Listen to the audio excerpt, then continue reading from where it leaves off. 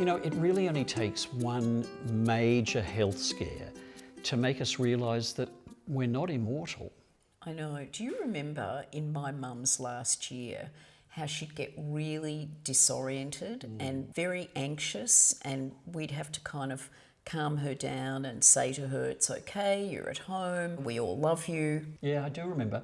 But she was still quite capable of telling you who she wanted to have as visitors and who she didn't want to have as visitors. She was social, wasn't she? Oh, very social. But what were the areas that she was having difficulty with at that time?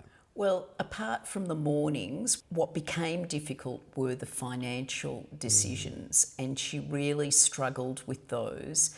And she actually asked me to help, and then when I took over, she just was so grateful. But she always insisted, I want to stay living at home. Yeah, but I mean, her example was really more of a kind of gradual decline. And of course, there's no guarantee that it's going to be like that. It can be gradual or it can be very, very sudden. That's right. So it goes back to planning. Yep. Every adult is presumed to have capacity unless there's strong evidence to the contrary. Having a diagnosis of dementia does not automatically mean that you've lost capacity. Capacity depends on the decision that has to be made. Someone might have capacity to make decisions about where they live, for example, but lack capacity to make complex financial decisions. A power of attorney is a document in which you, the principal, appoint someone, an attorney, to be a substitute decision maker on your behalf. To make or alter a power of attorney, you must have what's called decision-making capacity. So you know that friend of mine, Alfredo? He had a car accident. He was in a coma for a little while. He came out of it, but was under very, very strong medication.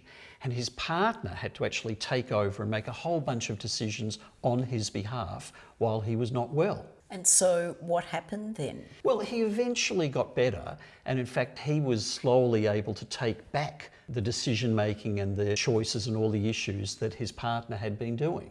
How is he now? Oh look, he's absolutely terrific. You should see him. But the point is, it's amazing how things can change, and even if things go bad, it doesn't necessarily mean that they're going to continue. Sometimes they can get better. You know, you just never know how it's going to turn out.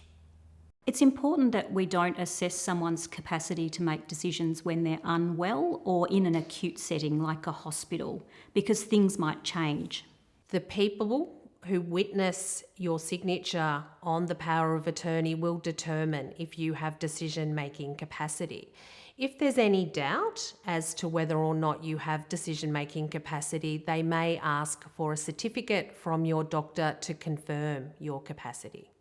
My sister was a music teacher and we did crossword puzzles together, Scrabble, enjoyed all those things. And then suddenly, from falling out of the car and having operations, altered her whole persona. And I couldn't believe that she was someone else.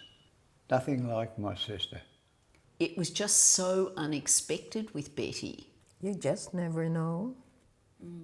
Now that we've agreed we're all going to do a thorough plan of all our wishes. All of us. You too. Me too. Well, maybe we'll start with getting a power of attorney.